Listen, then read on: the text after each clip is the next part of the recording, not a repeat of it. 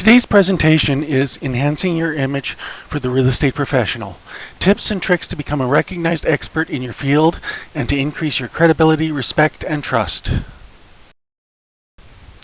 Hi there. Before we start, I probably need to tell you a little bit about myself. My name is Larry Yakuchuk. It probably doesn't mean anything to you because you've probably never heard of me before, unless you've seen one of my presentations or we've actually done some business together. I am the founder of the Buckaroo Group of Companies, which includes Buckaroo Investments, which is real estate and stock market trading, Buckaroo Auctions, as well as Buckaroo Publishing. I have 6 university degrees, which include a Bachelor of Science in Honors Physics, Master of Engineering in Mechanical Engineering, a Master of Science in Medical Physics, specialization in genetics, a Bachelor of Medical Sciences degree, and I finished that off with a Master of Business Administration, all from the University of Alberta. I have more than 35 years of real estate investment experience, which includes single-family units, multifamily units, commercial units, and generally property management experience as well.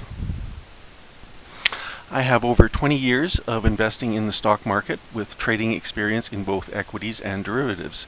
I really find derivatives the best place to invest right now. And the most important thing you need to know is that I've been financially free for the past 15 years. Now, to answer the question that's on everybody's mind, yes, that is my car. No, that is not my airplane. This photo was taken up at Cold Lake during a charity event we did called Race the Base, and I'll tell you a little bit more about that and the car in a little bit later on during this presentation. Another important fact I should probably tell you about myself is that over the last little while I've published and authored over 20 books, and that includes publishing 14 books in just 7 months.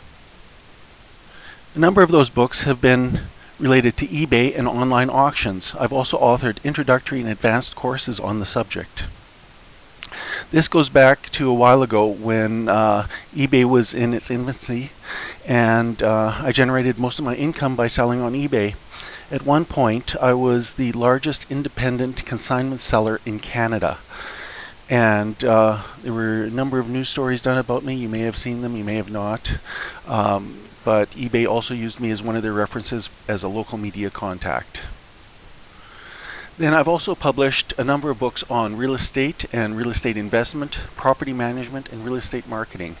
This is one of my true passions, and I really love real estate and teaching people how to use real estate to increase their personal wealth and health as well.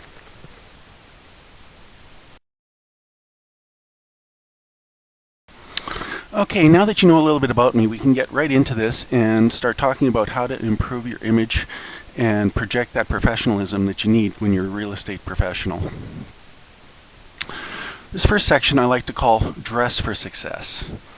And that's because first impressions are everything. As they always say, you never get a second chance to make a first impression.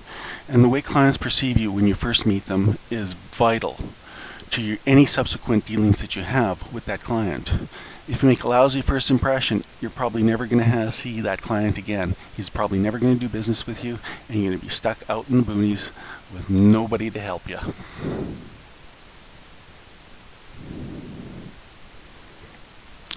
One thing I learned is that you should actually probably have 2 separate looks. Have a social look that you do with your friends, you know, your t-shirt, jeans, casual look, but then have a separate professional look that you do and use when you're with clients. And remember, never the two shall meet. I've had instances where I've run into clients when I've got my social look on and they do not even recognize me, and the vice versa is true. I've run into social friends when I've been doing presentations and soliciting clients, and the people in the audience do not even recognize me. When I approach them afterwards, they are actually very surprised that I am the person they know. They could not even recognize me when I was up on stage. Remember, dress for success. So whenever there's a potential to meet a new client, always dress your best. when you go out to seminars, when you go out to group meetings, anytime there's a potential to meet a new client, always dress your best. I learned this fact the hard way. I was at a seminar once in my rather ratty clothes, and the speaker was talking about this very topic. He actually dragged me up on stage looking the way I did, and he also dragged up somebody that was dressed for success in their suit and tie and everything like that. Then he asked the audience to be very blunt and straightforward and asked, which one of these two people would you do business with? Which one of these two people would you invest with? And it was a unanimous decision. Everybody in the audience indicated they would rather do business with the person that was dressed nicely and professionally. It was a pretty big eye-opener for me. The next day at that same seminar, I cleaned up my act, shaved, haircut, suit, tie, everything. And the speaker brought me up on stage again. And nobody in the audience even recognized me as being the person that was on stage before, the day before. And the unanimous effect was that everyone now said they would be glad to invest and do business with me. So this just proved it in my eyes without a doubt.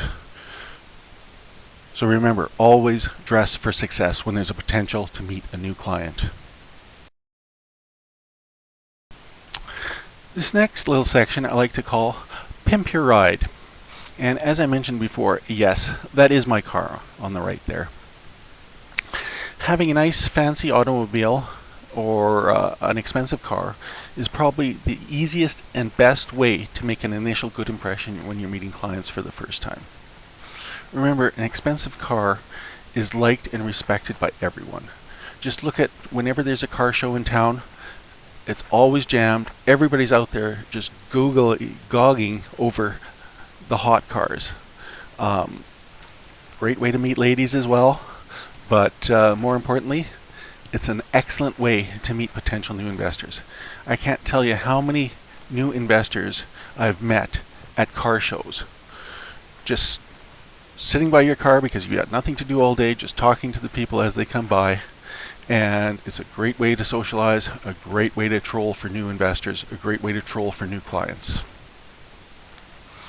I remember just after I bought the car, within a week, I was able to get approximately $200,000 worth of new investment money from clients who wouldn't give me the time of day before.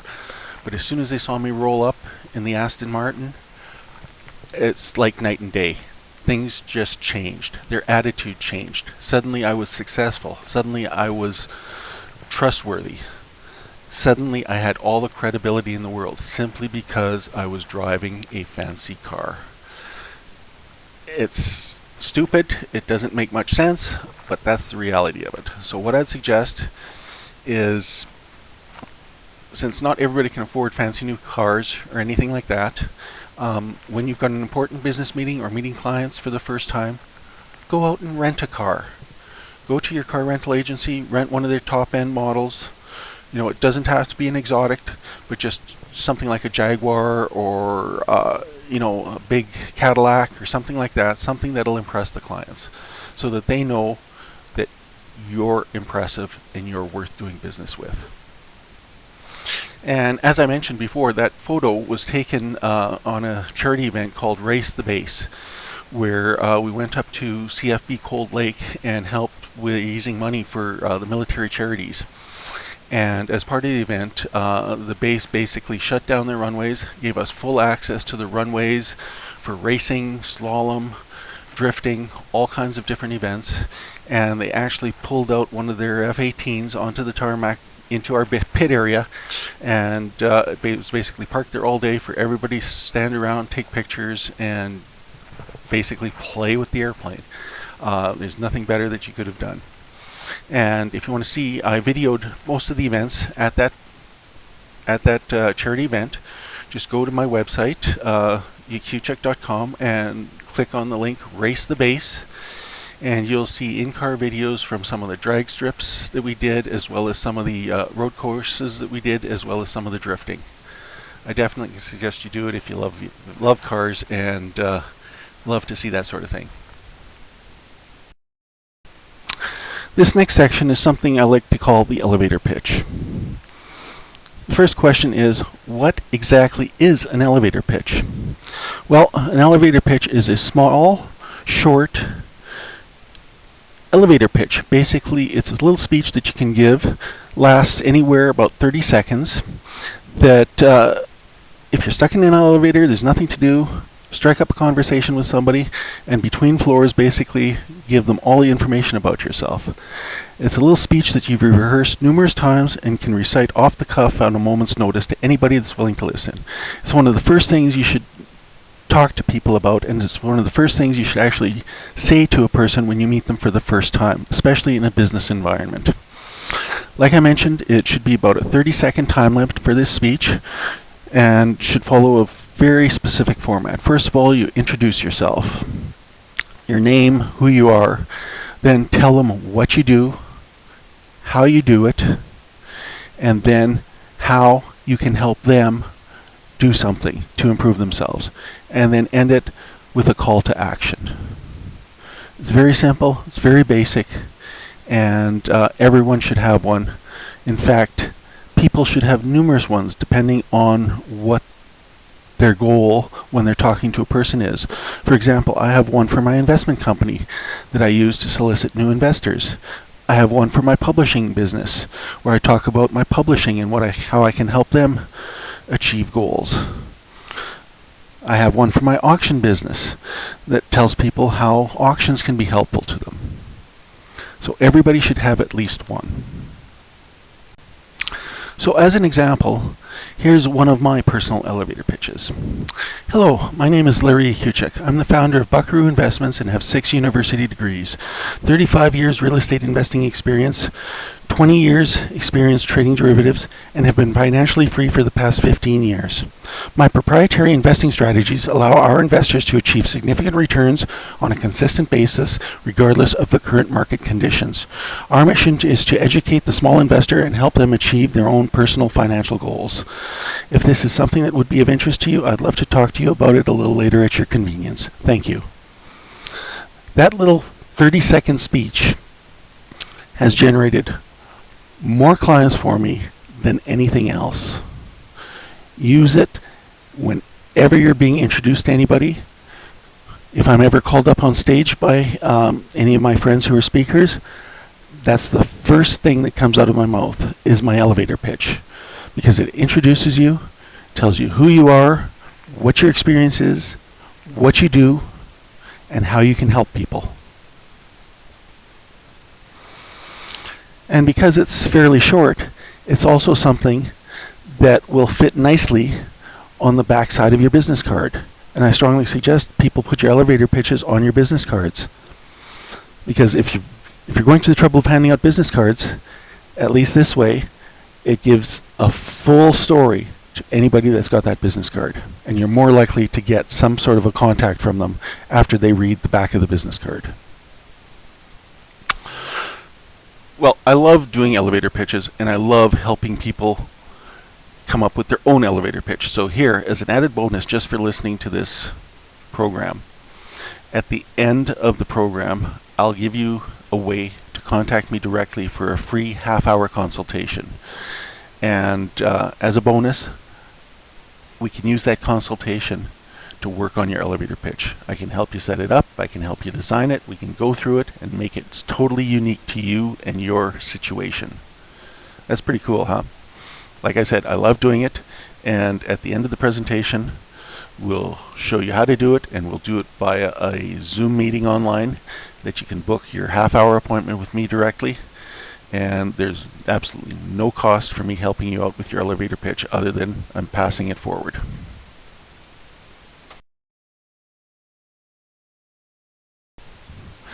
And speaking of business cards, that just happens to be our next section that we're going to talk about here, business cards. The first and most important thing about business cards is to make sure you use all the real estate available to you on the business card. That means the front of the card as well as the back of the card. And as I just mentioned, the back of the business card is a great place to include your elevator pitch. Things you also have to include on your business card are all the different ways to contact you. Include your email address, for example. And as a side note, we'll just talk a second here about email addresses. Nothing gives the air of unprofessionalism or being cheap than having a generic email address with a Hotmail account or a Gmail account. Spend a few bucks, get a decent domain name, and have a personalized email address that shows that you are a professional, you know what you're doing. Also, because you now have a personalized email address, also include your website address on your business card. Again, same comments. In the modern days that are happening right now, if you don't have a website, you're not a professional. It's that simple. Include your telephone number. Include your fax number. And now also, I suggest people go out and invest a few dollars and get yourself your very own toll-free 800 number. They're not that expensive, and you can get them customized. Like, for example, my toll-free number is 855-Buckaroo. And as you can see, I've put my investment business card here up on the right-hand side. You can see the front has all the different ways to contact me, my name, the company. On the back, I've got my elevator pitch, and I've got a little promo on the top there that tells people what I can offer them. And if you look at the card, it sort of will remind you of something. And my business card is actually patterned after the black American Express card. Now, business cards are great. However, you really need to be careful with them. Because remember, most people toss the business card as soon as you leave the room. In a lot of cases, business cards are just a waste of time, energy, and money, and don't do anything for you, because they're generally all tossed into the garbage very quickly after they're given out. So what I do is I make people actually audition for a business card. I don't voluntarily give out my business cards. I make people ask for them. And when they ask for the business card, I specifically ask them back, why do they want my business card? If the answer is, well, I just want to have it on hand in case I need to contact you, I generally won't give them a business card. But if they respond with something like, well, I've got this deal that I want to talk to you about, or they have a very specific reason for wanting to get hold of you, then I gladly give them the business card, because you know they're probably going to contact you. If somebody's just going out collecting business cards, well, you know, they're not very serious, they're not very professional, and that card's never going to be used. So why bother giving it out? However, in recent times, I've learned to use something a lot better than a business card. It's something I like to call a business card on steroids. And it almost never gets thrown out. And if somebody doesn't use it, it actually gets passed on to somebody else, one of their friends. And essentially, it may get passed around a few times. And every time it gets passed around, you're adding to the exposure of people. Plus, it's also related to educational materials that are very relevant and related to the real estate profession industry. We'll talk quite a bit more about this a little later on in the presentation. A couple of other things I'd love to mention. Generally, I make my income from my investment business, my auction business, and my real estate business. So the publishing business, generally all the profits from that go to support a couple of different organizations. The first group of organizations that I love to support are animal rescues, and in particular, Samoyed rescues. They are great big white smiley guys, as you can see in the photo below. The cute guy in the photo, his name is Baloo, and he was rescued from South Korea. He was part of the meat trade and was destined to be sent to the slaughterhouse. We were able to get him out of the country before he was 1 year old of age. And from South Korea, he was transported to the U.S., where he was cleaned up and rehabilitated for the most part. When he arrived, he was very dirty. His fur was stained. His fur was all matted because, like I said, he was kept in a cage and destined for the meat market and the slaughterhouse. So from the States, we were able to import him into Canada, and he lives now in Edmonton and is quite a happy little chap. He has his own backyard, his own little swimming pool that he plays in, and he generally now has a much better life than he would have had in South Korea. Also, the second organization that I love to support is the Canadian Cancer Society. And from personal experience with a number of family members and that who have had bouts of cancers, the Canadian Cancer Society is one of my favorite organizations to support. And as I mentioned, the profits from the publishing company go to support these different organizations. So if at the end of the presentation you do feel interested in pursuing something that we have to offer, this is where your profits are going to go. Now that you know a little bit about me, here's some highlights of what's going to be coming up in the presentation today. One of the first things we're going to be talking about here is advertising for the real estate professional. We're going to go through some of the different forms of advertising, tell you what's good and bad about them, and then we'll finish off by introducing you to a relatively new form of advertising in which we use books rather than any of the traditional media. The next section we call Awakening Your Inner Expert. This is how to make yourself an instant authority and expert by authoring and publishing a book of your very own. It sounds difficult and time-consuming, but can actually be done relatively quickly if you know the tips and tricks. And we'll talk about them in here and why you need to become an expert in your field. Then the final section we call our Instant Author Program.